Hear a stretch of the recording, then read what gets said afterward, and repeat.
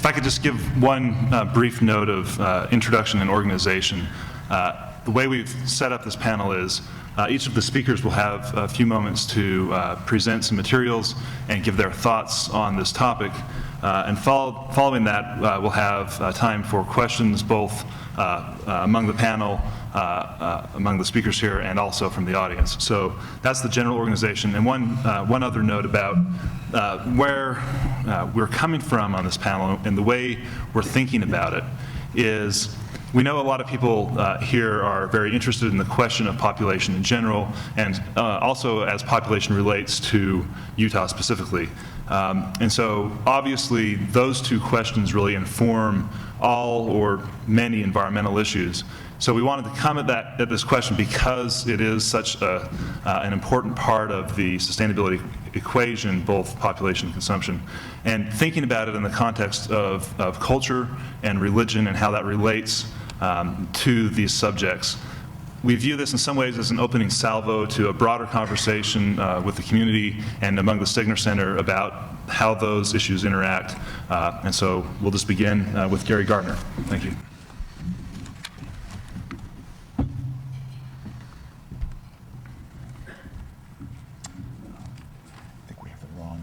Well, thank you very much, and good morning to everyone. It's a pleasure to be here.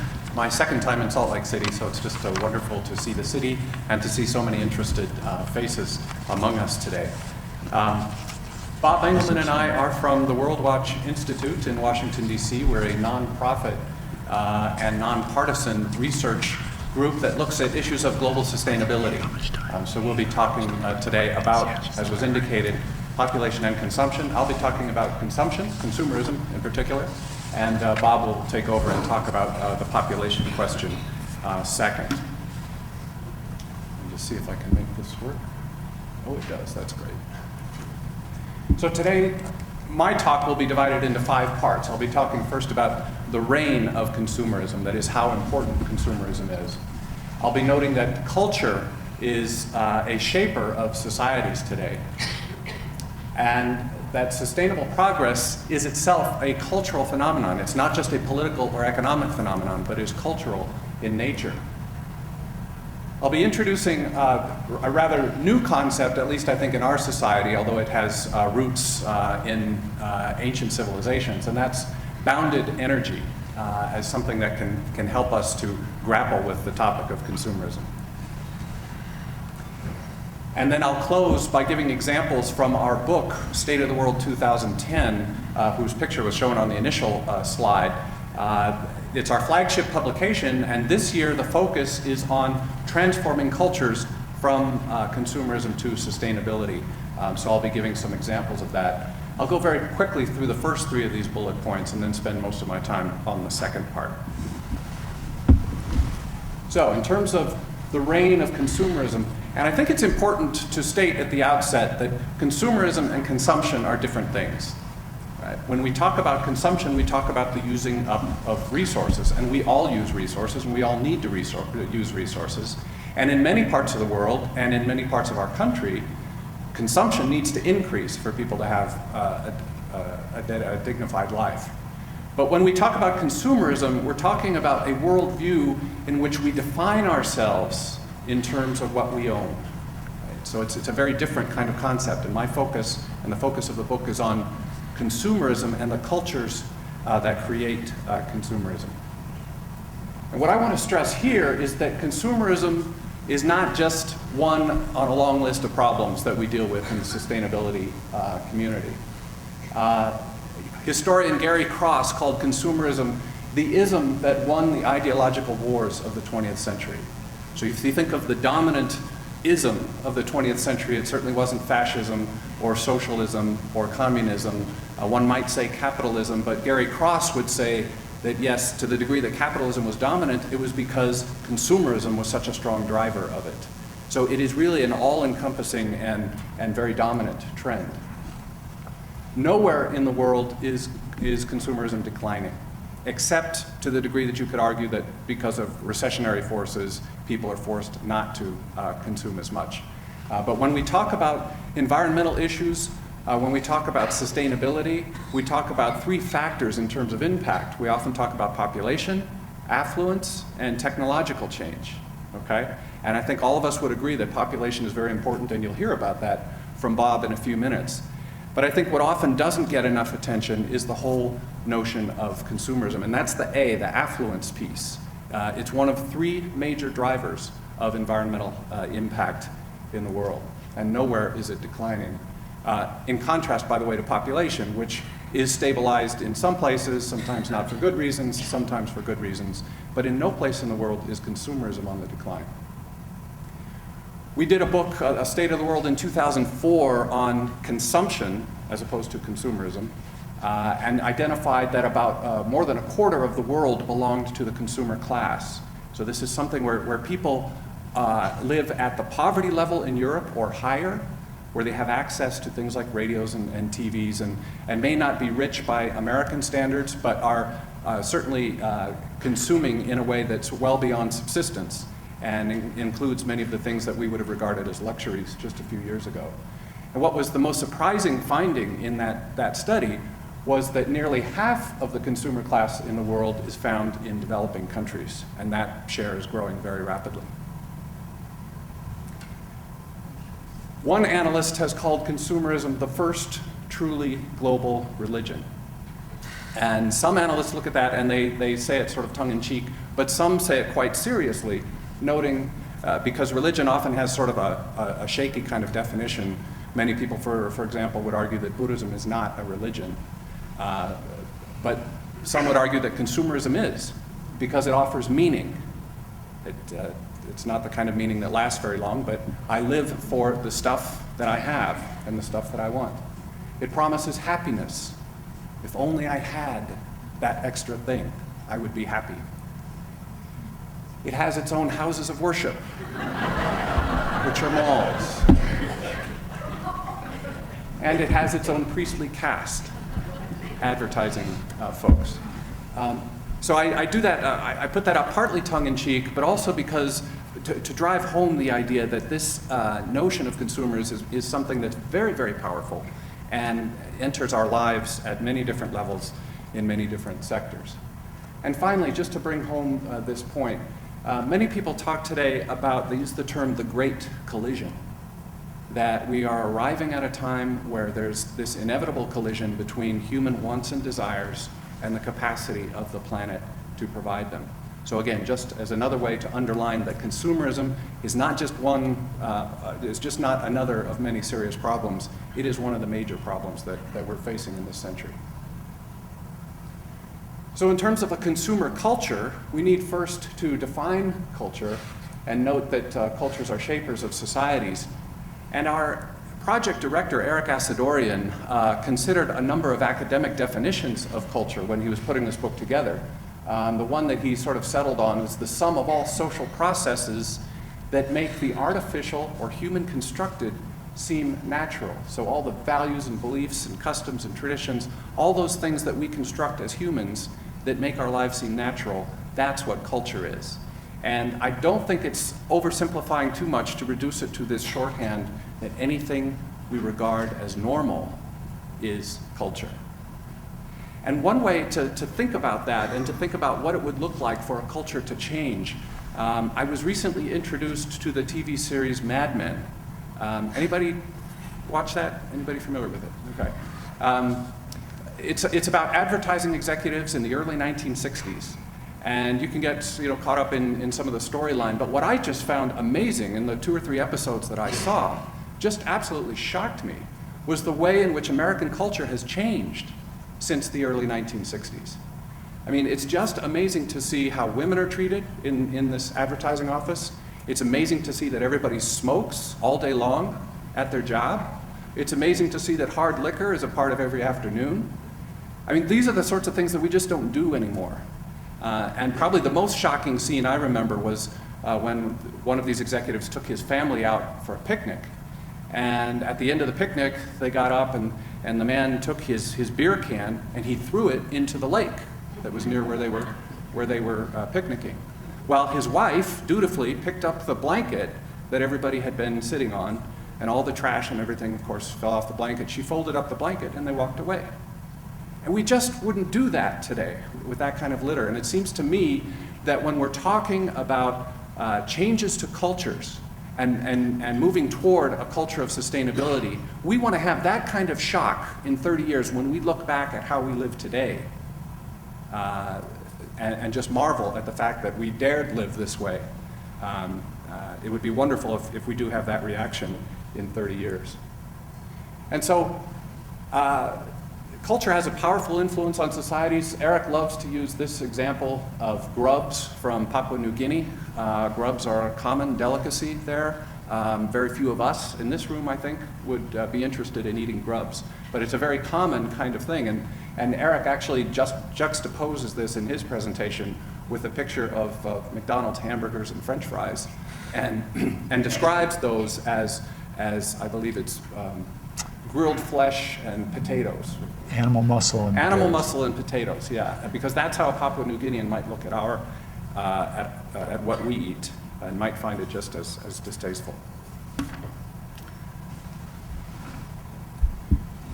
So we're moving towards sustainable progress, and I'm going to argue here that sustainable progress is a cultural phenomenon. We often talk about sustainability in terms of policies or technologies, and certainly those are integral to building a sustainable society.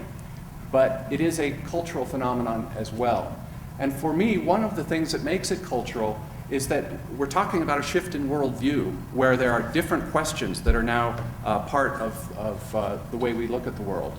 In the 20th century, we asked a lot of how questions around building our economy. So how do we generate more revenue or more kilowatts or more kilos per hectare? And all of those are important questions that continue today. But it seems to me that in a sustainable culture, if it's truly sustainable, we'll be shifting to more fundamental what questions. What is progress? What is the purpose of wealth? And what is our relationship to other species? How do we fit all those things together? We didn't ask those questions, at least not very deeply, in the 20th century, it seems to me. So our challenge, it seems to me, in a sustainable culture is to rewrite the rules of civilization, to redefine what is normal. And here I take a little bit a detour and to talk about bounded energy, and this comes from a book that I wrote for World Watch called Inspiring Progress, Religion's Contributions to Sustainable Development, as I look back at some of the ancient traditions and what they have to tell us about what is progress and what is sustainable. And by the way, both books, State of the World 2010 and my book, are out in the lobby if you're interested. So in the 20th century obviously was a century of great progress, but it was open-ended. There were not boundaries, ethical boundaries drawn around many of our activities the way I would argue is necessary today and is integral to a sustainable, to a sustainable society.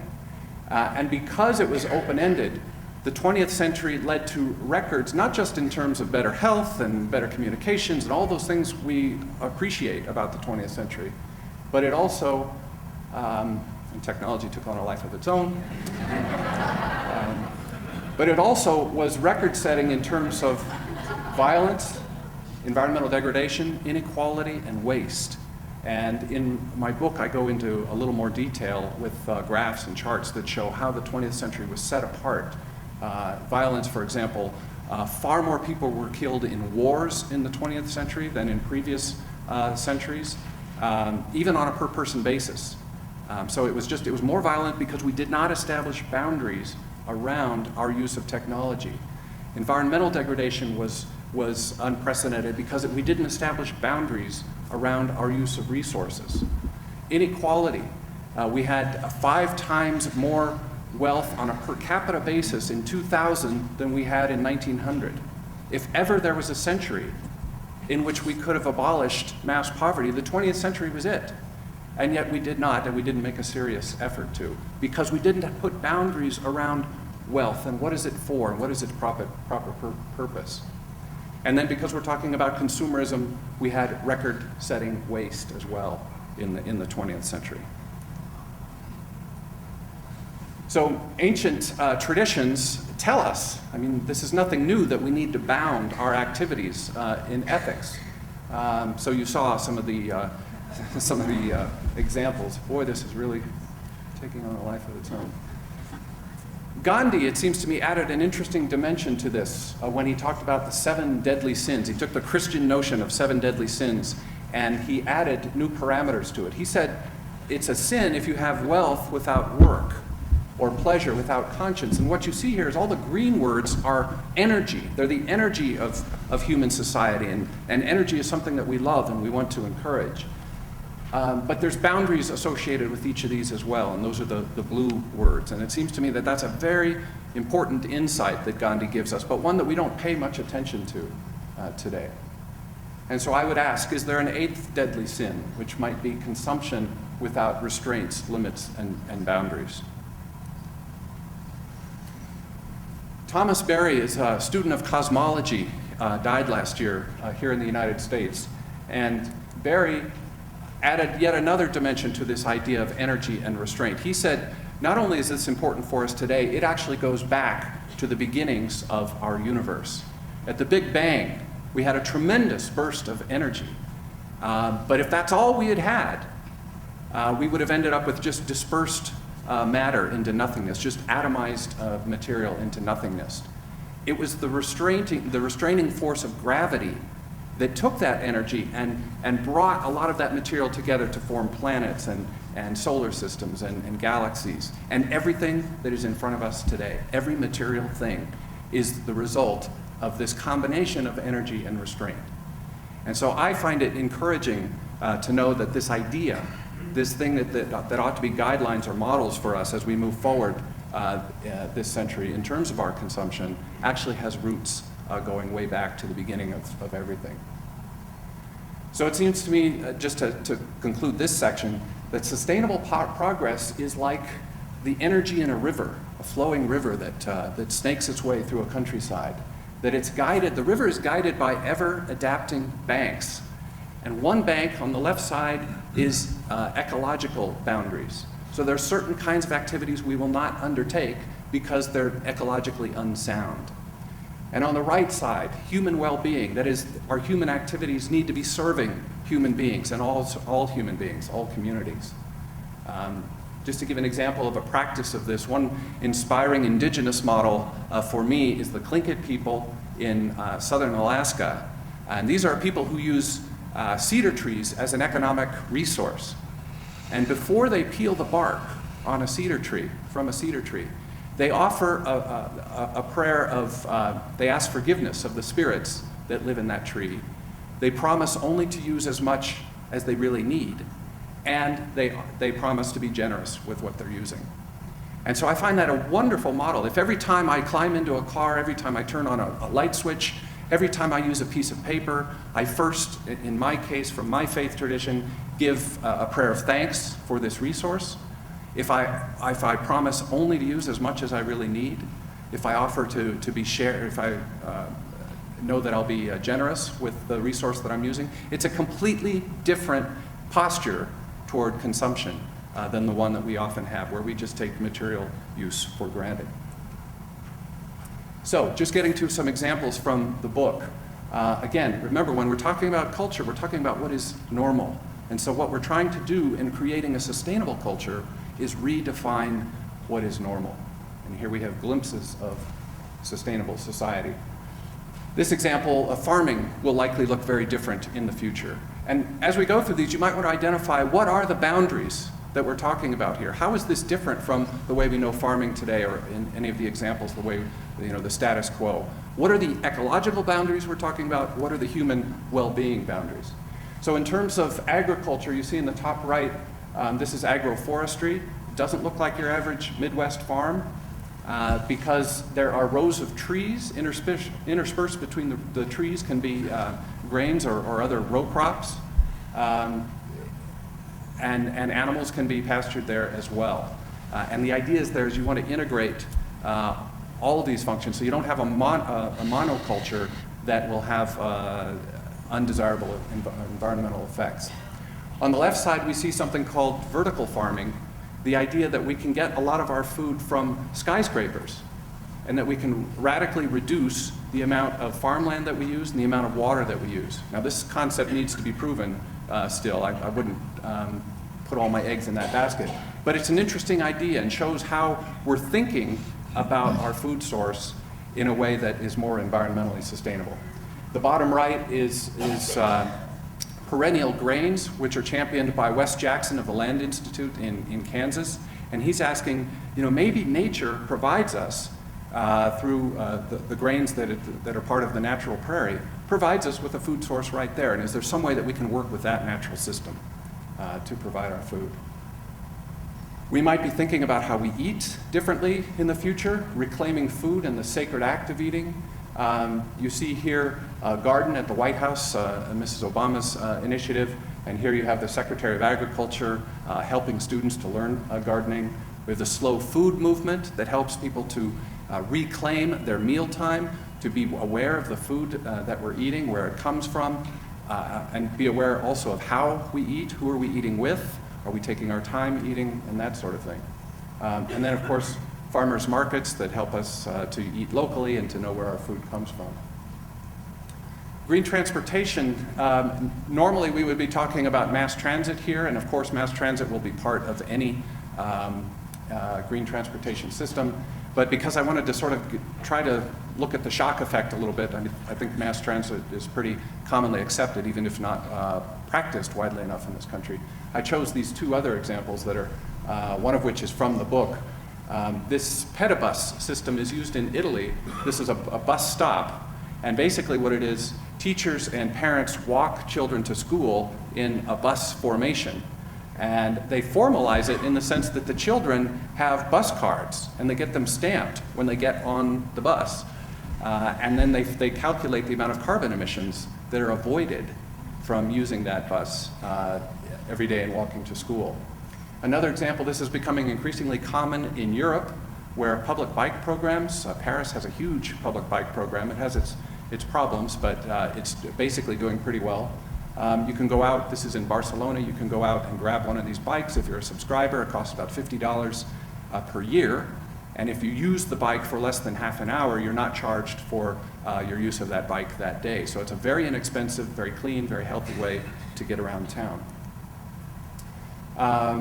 We might be talking about the way in which we use goods that may not be used with high frequency. In New Zealand, for example, there are more than 200 toy libraries, where if your house is just stuffed with toys, one way to deal with that is just to check out toys for a period from the toy library. Tool libraries exist around the world as well, where I was just at a conference a couple of days ago in Berlin, and they were talking about drills, and that many houses in Germany have a drill, and that the average time that the drill is used over its lifetime in these houses is 8 minutes.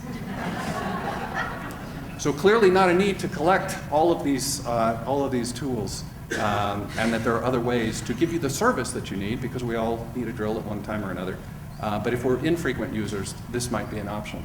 I might add, too, that you don't necessarily have to set up formal institutions like this. One could imagine a website for your neighborhood in which neighbors get together and say, okay, this is what I'd be willing to share, this is what I'd be willing to share, and the next time you need a hole post digger, you can go to your neighbors perhaps and find it. Business in the future may be about more than just making a profit. This is an example of a social business, which is a rapidly growing, social enterprise, rapidly growing area. And what we see here is a dairy in Catalonia, in Spain, where more than half of the workers have mental illness of one sort or another. So this dairy produces milk, but it also produces a social good, and that is giving dignified employment to people with mental illness. Cities with a light touch, I love this picture because I just think it just slows down as you just look at it and you become more relaxed, it seems to me, in terms of how cities are organized. But let me read this paragraph from the book that describes this section called Vauban, I think it's part of Freiburg in Germany. And see, as I'm reading this very short paragraph, see if you can identify the boundaries here. What are the ecological, what are the social boundaries? Imagine a city that uses 100% renewable energy. Most transit is by light rail, bike, or walking. Solar office block is full of green businesses. Local farmers market sells fresh bioregional produce, where parents meet in parks and gardens, while children play without fear in streets that are car-free. There's a lot of boundaries there. And I think one of the challenges I have in trying to sell this idea of boundaries is that we think of boundaries as handcuffs, limits. And yet I just read a whole series of boundaries, ecological and social boundaries, that actually free people. And I think that's the key point to this ancient wisdom, is that we're often better off with the properly designed boundaries. Not all boundaries, of course, are good. I think I'm going a little over, so I'll go quickly through this. Governments can help us to be thinking in terms of new measures of progress. We can be talking about well-being and not just GDP or GNP, so that we're complementing GDP with environmental indicators and measures of well-being. France last year was the latest country to begin looking at that kind of complementary measure. Herman Daly and Europeans often talk about degrowth societies, where the growth in the economy isn't about consuming more stuff. It's about providing a higher quality of life with a lower level of material consumption, and there are many clever ways that can be done. The government can play a role, it seems to me, in editing out unsustainable options, and that's a whole chapter in State of the World 2010 this year. Choice editing, it's called. And I just love this quote from Tim Lang, who's quoted in the chapter. Why should the consumer be the one left in the supermarket aisle to agonize over complex issues such as welfare, animal welfare, carbon footprints, workers' rights, and excessive packaging, and on and on? Why doesn't the government set up standards that help us to make sustainable choices the only choices that people have in front of them? And an example of that is the Top Runner program in Japan, where, let's say you're a producer of television sets in Japan, you are measured from an eco-efficiency perspective, an energy efficiency, against all the other producers of televisions. And the top few of those companies set the standard for what is possible and what all companies need to meet within 5 years. So if you're in position number 7 as a television or TV producer of TVs, then you have to get up to the top, I forget what it is, 2 or 3, within 5 years, or else you can't produce. And it's this ongoing move up the ladder toward greater efficiency that government can help to stimulate. So there's many things we can do to reset the consumer smorgasbord, because choice is a wonderful thing, isn't it? Choice is a wonderful thing. Sometimes it gets us in trouble, but sometimes we need to just reframe the way we set choices. And these are just randomly selected ideas from the book. Would it be possible to allow workers to trade income for leisure? One of the most fascinating statistics in the book this year is that we Americans are twice as productive now as we were in the early 1970s. That productivity was traded for greater income. If we had chosen differently, and you can do this through unions and the like, if we had chosen to have free time instead of greater income, we would be working about 20 hours a week now at the same sort of level quality of life that we had in the early 1970s. And for the average American anyway, in the early 1970s, it was a pretty comfortable life. So would you be willing to trade greater income for more free time? We can shift taxes toward luxury consumption. I think sometimes it's easy for all of us who are middle-class folks, to point to the rich and say, they ought to pay more. This actually might affect us as well, depending on how we define luxury. I mean, for me, it seems to me increasingly, as I understand the environmental impact of eating meat, for example, and I do eat meat, but it is increasingly, in my mind, a luxury. And I think we might have to pay more for our meat because of its incredibly heavy water consumption and other environmental impacts. We could reduce or end taxes on income that is saved. So if you're saving a large portion of your income, you don't pay taxes on that, and that obviously increases savings and reduces consumption. We might invest in public consumption so that people have choices to consume as a community and then have less need to consume as an individual. And as I said, we might make sustainable options the default. The people have to opt out if they want to, and they would have to pay a higher price to do that. So I've already covered that. So I'm just concluding here by reminding you that we've talked about the great collision. We are in the midst of this great collision between human desires and the capacity of the planet to provide those. That great collision, it seems to me, calls for a great work, which is a book written by this student of cosmology, Thomas Berry, the one I referred to earlier. And at the center of this great work are cultures redefined to shed consumerism and embrace sustainable progress. Thank you very much.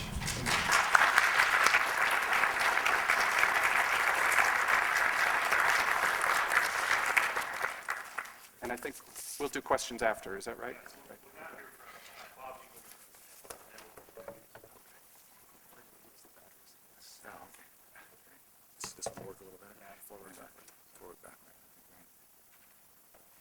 Thanks, and thanks very much to Gary. I want to thank the organizers of the symposium, the Stegner Symposium, Challenge of Sustainability, for inviting me here today, and even more so for choosing this topic that they wanted me to address. I think in some ways, like consumption, as Gary discussed, and in some ways more than consumption, simply because it's got so many hot buttons associated with it. Population and sustainability doesn't get the attention it deserves. So it's a great opportunity to deal with it. I don't know how much I'll be able to relate it to Utah. This is about my 4th or 5th visit to Utah. But I think you'll see connections to Utah, and I'd welcome them in the discussion. I'm not going to try to cover in the short time I have this is just a huge issue. I'm actually going to try to go to one little piece that for me is a particularly hopeful solution or hopeful approach to this issue. And it's drawn both from the book that Gary talked about, and I wrote a chapter as well, and also from my own book, More Population, Nature, and What Women Want. It's out front. I'd be happy to inscribe a copy for anyone who's interested. But I want to start by, this is looks like an adult audience. I've got a few fairly graphic slides here, so it's good not to see too many young children. And I want to start by kind of taking some cultural chances and doing something that I think we have difficulty doing, even in this society. We think we're pretty relaxed about it, but I think we are overconfident about our relaxation, and I'll say more about that. I want to talk a little bit about sex, and specifically contraception. I want to start with a kind of a mind game for you, a little experiment that takes off on one of Gary's last points, that part of the goal in terms of being sustainable is that we ought to make the sustainable behavior the default, and that you have to opt out of it. So I've got this little game here, and I want you to imagine that we live in a society, it may be the one Gary is projecting 30 years from now, where we're really much different than today, where people are just kind of natural contraceptors. I don't know, I don't know the mechanism. I kind of imagine there's a little switch on the side of our hips or something that we have to turn on if we can conceive. Maybe it's a vaccination, a reversible vaccination we get at puberty. I'm not sure what it is. But imagine a situation in which in every act of sex, the only way conception will ever occur is if both the man and the woman agree with each other. Maybe they've got to sign something that says, this is it, babe. We want to make a new human being and take care of that human being for the next 20 years or so, and indeed be grandparents. How many babies would be born in the world? And speculate about what proportion of the current number of babies who are born would be born.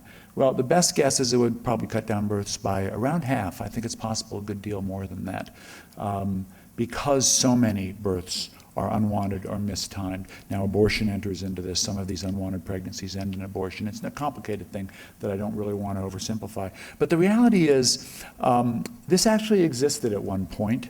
It existed in Australia. This is the opposite of Gary's light touch slide. When I look at this, I get less and less relaxed the more I look at it. I don't want to go into great detail about this. If people want to know what's happening here, they can ask me later. But this was a male initiation ceremony that was common among Aborigines in Australia, perhaps for tens of thousands of years. It was documented by people and anthropologists in the 19th and early 20th centuries, in which, as a result of this, what amounted to male genital mutilation, men could not, it was a one-sided thing. Women really weren't involved, so it was yet another case where men were making the decisions about reproduction. But as a result of this ceremony or procedure, men had to actually take active measures if they wanted to conceive. And it's interesting that this was occurring in a society that lived at the absolute upper limits of its ecological environment. It was at its boundary all the time, and if it overstepped its boundary, it would get into real difficulties. Well, today we call this family planning, and we have a different approach to it, much less violent, much more comfortable, but not always as successful. And there are all kinds of barriers between a family planning clinic like this one in Uganda, which was actually built as the result of a decision by a women's council that was using money that came from a park, that revenue generated by Europeans and Americans seeing mountain gorillas, and they elected to spend the money this way. That isn't always possible. But what we do is we provide these various options for people, but they aren't always possible to do. And part of the reason that we aren't able to use all the options to be intentional parents as we want to. And by the way, in talking about this, I don't want to diminish the fact or ignore the fact that many people do engage in intentional sex for the purpose of conception, and some aren't able to conceive and actually go to real extra measures because they do want children. The desire for children is obviously intensely normal. I think it's normal in a sense that's beyond cultural, it's biological, but it's cultural as well. And it's the intermixing of these cultural and biological aspects of this that we have to grapple with. But much of culture gets in the way of intentions around being a parent. And that's partly what I want to talk about. But let me back up a little bit, because I'm not going to talk greatly about what you might have expected, how important population is to sustainability. I'm going to assume that for this crowd that we have today, most of you already feel that it is. And I'm only going to talk about a few ways just to kind of ground us and maybe think of some different ways than we expect, that it is intimately connected not only with sustainability, but our very problems in facing sustainability. I think this is another quote from our friend Eric Asadorian, who really should be here. He was the project manager of the book Gary and I were both involved in. He put this quote into the book in his own presentations. And it really is true of population too, that we consider it normal to be in a room this size with 100 or 150 people. And yet for the vast majority of human groups that were this large were highly unusual, and yet we've learned to adapt to them and consider them just basically normal. And yet when you think about it, every second of every day we are setting records in terms of the number of people we have. True, as Gary mentioned, a few countries aren't, but they're actually fairly few and far between as a species, and in the world as a whole we're continually growing. And I think that's had big impacts on where we are today and the situation we're in. So I'm going to play another little game with you. This is actually also courtesy of Eric. It may not seem related to population, but I'll bring it to you. Does anyone know what this particular flower is, or the plant to which it belongs? If you want to venture a guess, because you know your flowers. I don't know whether it grows here in Utah, actually, so that might be a difficulty. Anyone know? That looks a little like a dogwood. I'm going to show you the fruit. See if you can guess the fruit right now. That's the fruit. What do we have? Blackberry. Does anyone have any difficulty seeing what this is? We live in a world where we have no difficulty seeing what this is, and probably probably most of us would rather give up this than give up this. And what does that have to do with population? All of these technologies, all of them, I would say, are related in some way to the accommodations we've made to live in a very crowded world beyond what's biologically normal and beyond what all of our primate ancestors and all human beings experienced for most of their history. So to a large extent, the fact that we have to worry about consumption, the fact that we are in unsustainable situations all the time relates to the accommodations, many of them quite exciting, many of them very valuable. I'm not sure any of us would willingly want to become hunter-gatherers again, even though hunter-gatherers only had to work 2 or 3 days a week, and the rest of the time they sat around campfires telling stories and singing songs and that sort of thing. Anyway, point I think probably made. Another point I want to make around this is that often when we think about our vision of sustainability, we don't always say it, but our vision of sustainability is a less crowded world, and I think that is fairly normal and natural. It just doesn't often get recognized that we want more trees, we want more space, we want more nature. It's very difficult to accommodate 6.8 billion human beings moving to 7, and we don't know how much further beyond. It's an unknown. To really be sustainable at levels of consumption that we're all comfortable with, and with an experience of nature that the whole world is comfortable with. So it is something that we need to grapple with. One of the things that I think is intriguing about where we are in population right now in the world is we don't even know how close to the edge we are. The world is increasingly urban. The urban population growth is rising much more rapidly than population growth as a whole. Most new urban construction is very poor construction. Seismologists are increasingly worried that it's future rubble, as they call it. So many cities are on seismic fault lines, as we've seen just in the past few months. And yet we're not even aware of the many ways that accommodating our numbers by living in cities, exciting as they are, is part of the difficulty we face. Well, I want to go to a completely different place now and look at the long-term influence of culture on how we can grapple with this. And I want to look particularly at the lives of women, which was what I focused on in my book in looking at these issues. Culturally, women have been arguably far more important than men. And the reason I say this is without women's cultural innovations, and to what extent they were biological and cultural, what extent cultural is hard to tell, with some kind of mix. But we wouldn't have survived as a species. When we became bipedal, we needed midwives. Midwifery began with bipedalism. It's not widely known, but it had to begin with bipedalism because when women's pelvic structure changed to support walking on 2 legs, the position of the baby's face emerging from the birth canal reversed and made it so that if a woman chose to give birth alone, the way our primate ancestors did and the way your doggies and kitty cats do today, I'm sure you know, they always go into a corner of the garage or barn or whatever to do it alone and in solitude. Almost all mammals do this. But humans needed help because it's very dangerous to pull a baby out of your birth canal. You can actually kill it by bending its face backwards and suffocating it. So you had to ask for help. I like to think that one of the first words was probably help, and maybe the second one was push. Midwives were essential to what was an extremely dangerous process that probably would have wiped Homo sapiens out. We would have lasted just an instant without midwifery. Well, what's interesting about that is that women must have learned early in our history how to cooperate to make more than 2 children survive per woman per couple into the future. And because of their success at doing that, not that men weren't involved, but in every culture where we see this, women are not only the birth givers to, I think the data indicate 100% of all babies, but they also are the nurturers, often working together, grandmothers and mothers, sisters and mothers, and midwives and mothers, to make sure children are raised safely. And in early days, humanity appreciated this and understood it and literally deified women for this process. It was when lack of resources wasn't so much the issue as just the vulnerability to catastrophe at every moment. We deified women, and we had very egalitarian societies. In Çatalhöyük in Turkey, an early agricultural community, the male bodies show just as much char in their soot in their rib cages as the female bodies. Reason they were spending just as much time indoors, and they were probably cooking just as much as women. What an interesting idea. And you could have women leaders of that society like this one that obviously didn't have to apologize to any man about anything. She's got her head on a couple of lions' head, and she's not too worried about her weight. But then we went into a phase where as populations grew, we had to worry about defending ourselves. We had to worry about whether we had surpluses of grain and whether there were enough farmers to produce it, where suddenly the relationship of men to women got dramatically different. Males took over leadership. Societies became hierarchical. Women's reproduction needed to be controlled.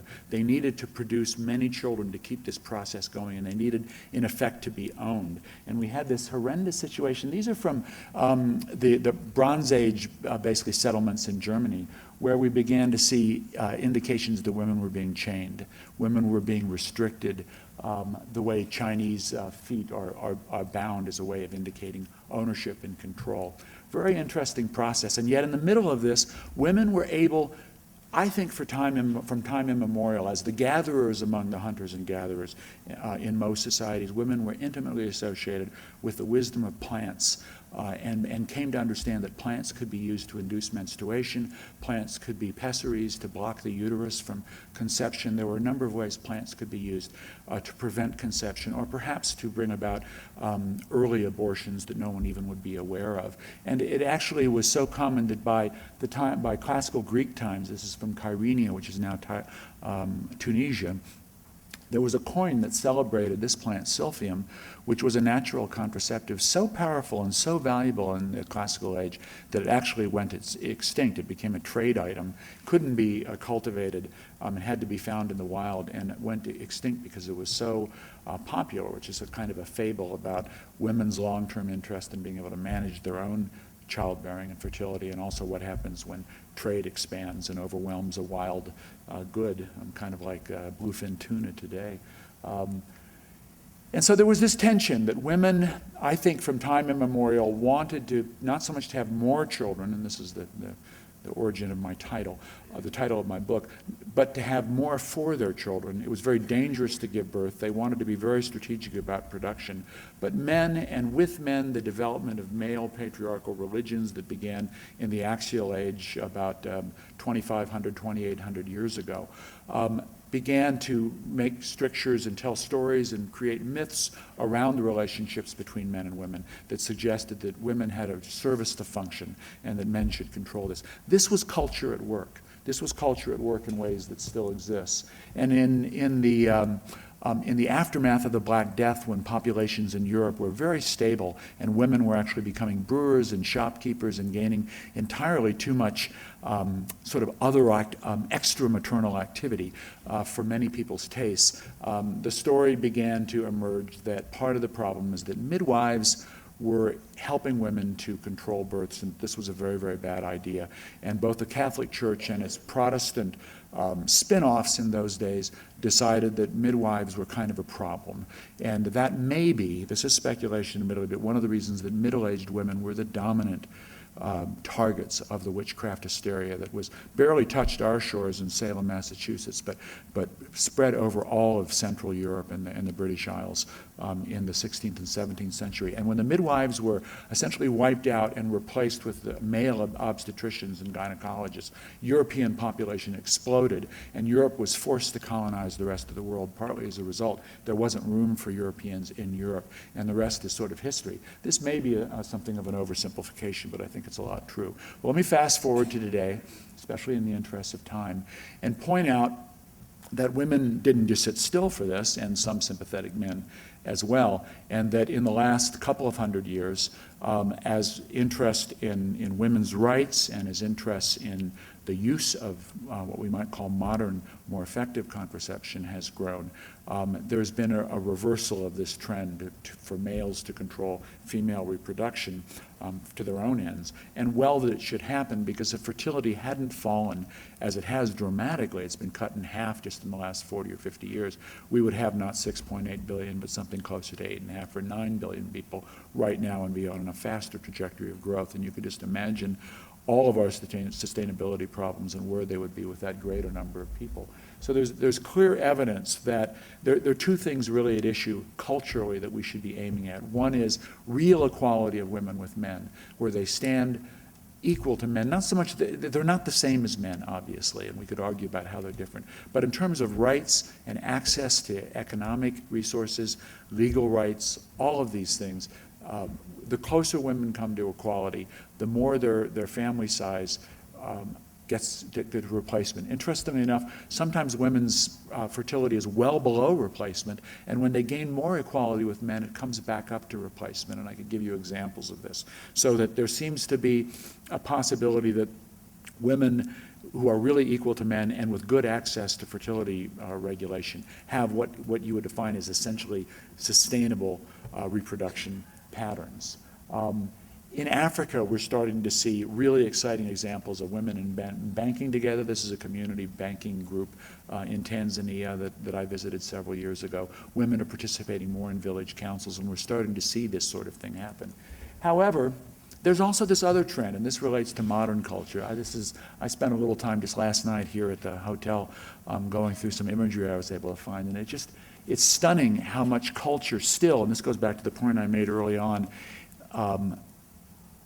sexualizes commerce and exploits women's bodies to sell. We're not comfortable talking about sex and sexuality. We're not comfortable talking about reproduction and the intentionality of reproduction. We're not comfortable talking about contraception, certainly not abortion. But somehow we put up with this sort of thing. I mean, some of these things are just amazing. This is advertising toilet paper. I have no idea what the connection is. I was just really surprised by this. This is coffee. I don't quite get that either. And I guess the one that just amazes me the most, this says, "We're as excited as you." This is an ad for a Volvo. This kind of, is that a handbrake, or are you just excited to see this Volvo? Just absolutely amazing. And we put up with this. We don't object. We don't boycott these companies. We just simply put up with the fact that this exists. Let me tell you one of the results of this that is not funny. Studies have shown that watching television in which sex is commodified and made into actually a comedic prop. And I think you all know, I mean, my daughter used to love to watch Friends, and I watched it occasionally with her, and I liked Friends as well. It's a very funny show. But I always noticed with Friends, and Gary mentioned Mad Men, I don't watch much television, but I always noticed with Friends that the only discussions of sex were always followed. Within 5 seconds, you could be guaranteed there would be canned laughter. Sex, laughter. Something about sex, laughter. And a study that was published in Pediatrics about 2 years ago showed, I thought pretty strongly, that it was a good study and involved a lot of young people, that those in the highest 10th percentile of watchers of television shows, like Friends, I think they included Friends in their sample, were 2 to 3 times more likely to become pregnant unintentionally as teenagers than those in the lowest 10th percentile. These things have real consequences. So we can change culture, and this is the thought that I want to end on, if we care about sustainability. And I think it goes beyond environmental sustainability. It goes to social sustainability. It goes to thinking about what's right for children, and we could have a whole other discussion of what's right for children. We can reverse the cultural paradigm and try to make contraception something we can talk about, something that we can recognize as part of modern life. We, with very few exceptions, and I have full respect for people who believe they don't want to use contraception at all, if that is their intention on entering a sexual union, that's fine. As a matter of fact, one point I would make briefly is that there's tremendous room for variety in family size. So if you want, we're in Utah, if you want to have 12 children, that's your intention, I have no argument with you. Everyone in this room could have 12 children without really affecting the environment of Utah, let alone the world, because so many people in Utah and elsewhere want to have no children, want to have 1 child as I did, or want to have 2, that it can all balance out. But for those who don't want to have 12 children, which you probably will have if you never use contraception and you're very sexually active, we need contraception. So let's get used to it. This is the work of a guy in Thailand named Michai, who famously tried to demystify condoms, and his restaurant is very, very popular. And Thailand has not only has a very low fertility rate, but also has made great strides against HIV/AIDS.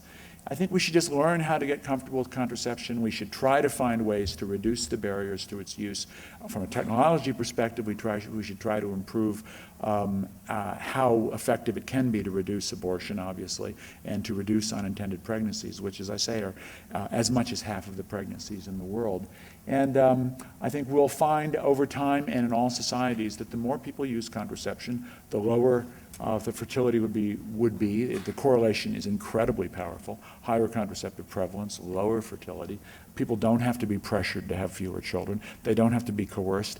I don't even know that we have to try to get into an environmentalist screed that one should have lower children, although there may be, or fewer children. There may be a role for sort of educating people who care about the environment, that their childbearing decisions are important in this, and I'm not against that. But what we find is that in every society that does have really good access to safe and effective contraceptive options, ideally with access to safe abortion as well, because contraception does often fail, women have 2 or fewer children in those societies, so it may be that we don't really need much more sustainability than that. So if you've ever read the book Collapse, and these are my last couple of slides, you know that Jared Diamond talked about the difference between Easter Island, which is in the eastern southeastern Pacific, and Tacopia, which is in the western Pacific. that Easter Island apparently had a very large population growth and then it basically crashed in very devastating ways. Whereas Tikopia, a much smaller population, developed a culture of basically when they had a number of ways to control fertility. Not all of them great. One of them was infanticide, which is very common in the old days. Another way, intriguingly, that they had to control their numbers, not fertility, but their numbers, is when their population grew beyond what was sustainable for this very small island.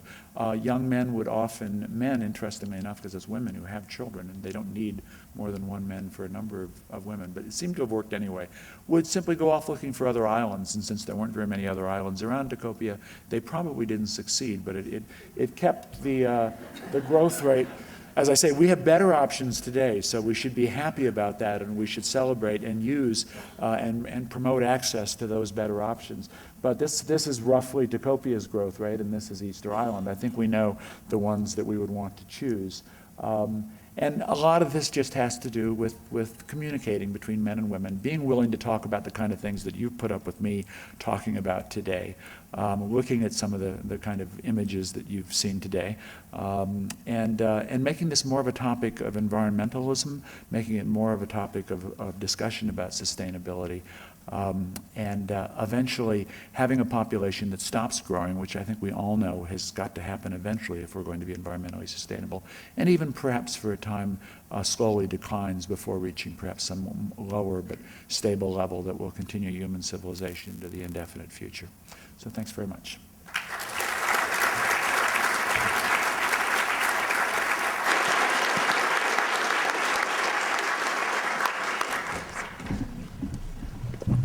We're running a little bit over, but we do have time for 3 or 4 questions, perhaps. Yes, over here on the right, please, sir.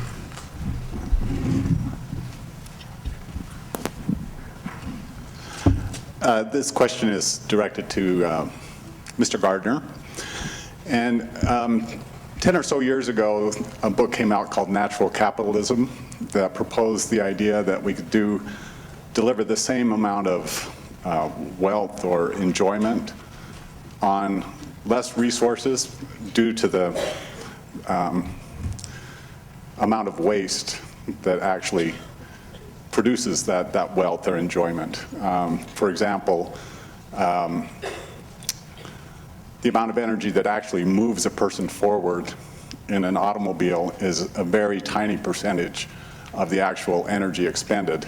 And so, you know, I guess I'm a little bit disappointed that that idea hasn't taken hold to the degree that I'd like to see. And I was wondering if you could comment on how that, maybe what you see are the cultural barriers, or why we're not seeing the adoption of these. It seems like a no-brainer, you know? Why aren't we doing more of this? That's a great question, and something that, I'm not sure if this is on. Can you hear me? Yeah, okay. And something that, there's a tension there that I think we often deal with at World Watch.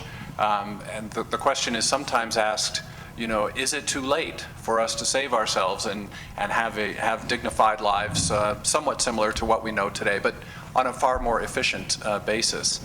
And a lot of the discussion around this takes an interesting trek. Efficiency is a wonderful thing, but there's something called the Jevons paradox, which is about having our efficiency gains eaten up by increased consumption. So that, for example, in the United States, I think we're about 30% more efficient in terms of energy use now than we were in the early 1980s. And that's a good thing. That's a terrific thing. But we use more energy than we did in the early 1980s. And it's that total use that ultimately matters. So when the Levins, Hunter and Amory Levins, and I believe Paul Hawken was an author of that book as well, when they talk about the efficiency gains that are possible, you know, I applaud them and cheer them on and say that yes, that is an important part of the picture, and yes, full speed ahead on trying to achieve those. But I don't let go of the idea that we need boundaries, that we need to rein in consumption, because history shows in many, many areas, not just energy consumption, that we tend to consume up. We tend to use up all of those efficiency gains and then some. And we're living in a world where, you know, people talk, for example, about resource use doubling, global resource use doubling by 2030, which is not that far away, 20 years. Global resource use is a proxy indicator of environmental impact. And so if we're talking about an economy or a climate that is destabilized today, where water is increasingly scarce, and we're looking at a doubling of resource use in the next 20 years, it seems to me that there's going to be an awful lot of pressure on efficiency to help us. And we would be well advised, it seems to be, to look at voluntary and government induced ways to reduce our consumption.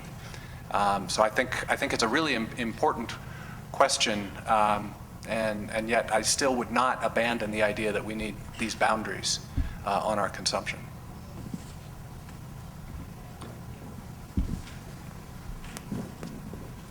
I'm wondering if you could comment on the policies that you see as integral in implementing the visions that each of you have discussed, hoping that our future tends towards.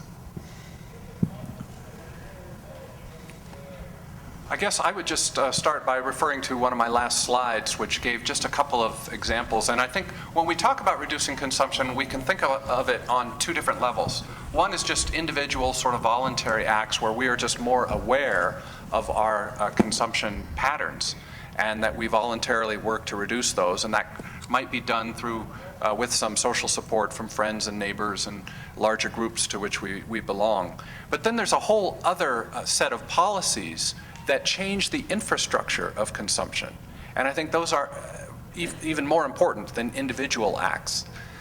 So that many Americans today would be interested in using public transportation if there were public transportation to get them where they want to go, when they want to go there, and quickly enough. And we just don't have, in many cases, the kinds of infrastructure in place that will help us to make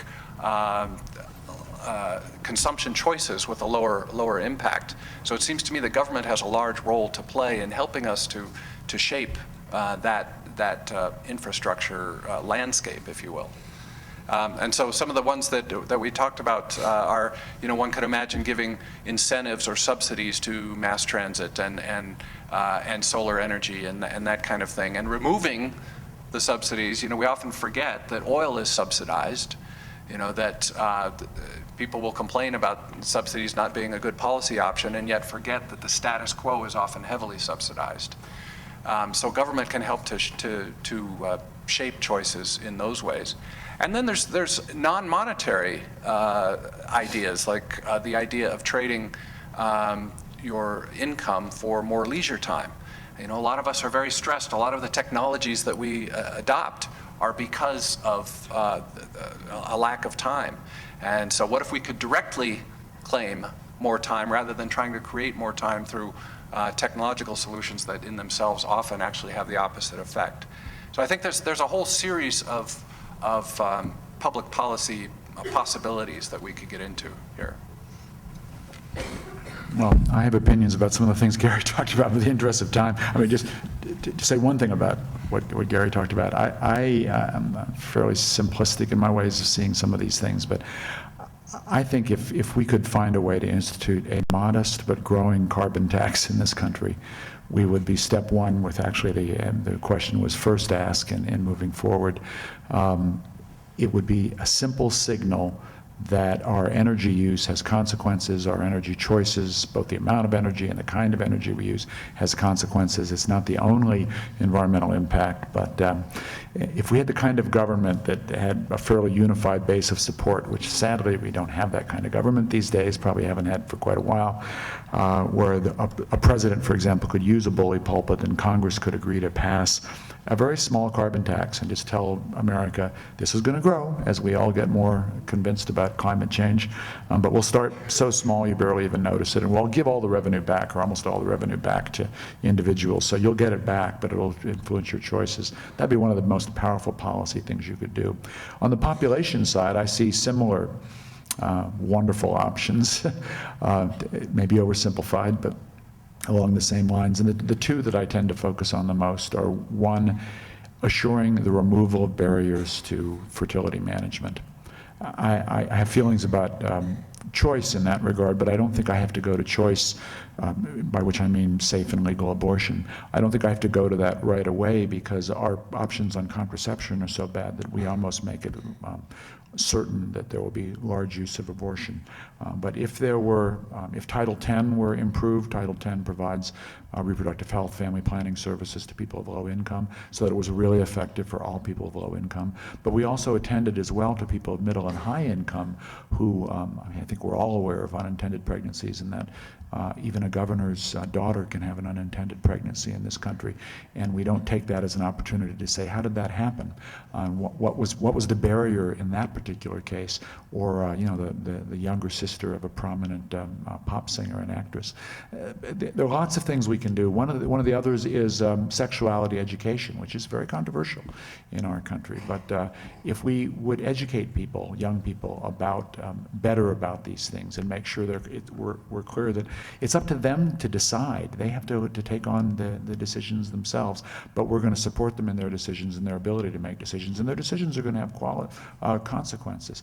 We could do that. I also think it'd be useful if we could begin to have a conversation about population and the environment in this country and in the world, but in this country particularly, and as it affects this country, Utah, for example, and how that relates to decisions we make about sexuality and reproduction. So I'd recommend policies that led to all of those things. A couple other quick ones I don't know about, but we could discuss. I haven't mentioned migration at all. We need to discuss migration, and immigration is a huge part of population, obviously. I would favor a policy that was based on rights and choices, but made some definite decisions about regularizing migration and thinking about the levels that we can sustain and support and trying to make sure it is legal and a legal process. And other things are like our tax policies tend to encourage childbearing because we're giving ever larger child care credits to people no matter how many children they have. Maybe that could be adjusted so you get a child care credit for having children, period, the end, but it doesn't necessarily increase when you have more children. Maybe our trash taxes could be based on the weight of our trash. There's certain things that would remind people of their environmental impact and get them to think about that as they make parenting decisions as well. I think we have time for just one last question. Well, talking too long. Mr. Engelman, thank you. You answered Where are some. you? I'm over here. Thank you. Hi. You answered some of the questions I had about other proactive policy decisions that might be made to help people's behavior modify. Contraception was probably the biggest, most radical notion in population control in the 20th century. What is the next radical notion, short of sterilization or straight abstinence? And I would suggest it might have something to do with education. The Economist magazine frequently refers to the reduction of fertility rates with the increase in women's education in countries around the world. I'm not sure if I know what you mean about what's the next radical. I mean, that doesn't sound very radical to me. Well, no, and What's I the next suggest most effective, you mean? Yeah, well, after contraception, what is beyond most- you suggested you're a proponent of carbon tax, for example. Right. Should we have a positive? You had the example of a family of 12, Yeah. right? Should a family of 12 pay its fair share Yeah. for the footprint it puts on the world? Right. Well, that's kind of why I alluded to this question of carbon taxes and even trash taxes. I just want to be really clear, because I didn't probably stress this enough in my talk, that I am absolutely militant about reproductive freedom and reproductive rights. I don't think any government or any individual or any institution has the right to tell a woman in particular, and I say a woman because she does bear the children, how many children to have. So that if a woman wants to have 12 children, in my view, she has that right, absolutely. And society's obligation should be to help her have each child in each pregnancy in good health so that the child survives and she survives. I just want to put that on the record. Now, having said that, I don't think that necessarily means that that it sort of ends there. You just provide contraception and hope on average everyone's going to want to have 2 or fewer, because I do think there are things you can do. For one thing, people do have impacts on society, as both Gary and I have been making very clear, and they ought to pay for the consequences. If you have carbon taxes so that getting a van is a lot more expensive than getting a Prius, which it's hard to take 12 kids around in a Prius. If you had trash taxes, these various things would, I think, create their own incentives and disincentives that people could be still free to choose. You wouldn't be choice editing, to use our term from the book, but you would be maybe choice influencing. I would be in favor of that. I wouldn't be in favor of taxing children. I wouldn't be in favor of giving government guidelines. I certainly wouldn't be in favor of a China-style one-child policy. But I would go this far, and I think we might go further in this direction, and it relates directly to culture. We don't have much of a conversation about responsible parenting and what are the implications of having large families. We're afraid to. It's awkward. Nobody wants to criticize their neighbor if they have 5 or 6 children. But I think we could at least push that debate a little bit, certainly encourage adoption more, think more about what are the connections between very large families and our environmental future. And I do think we ought to go further in that direction. Thanks for your question. Please join me in thanking the panel.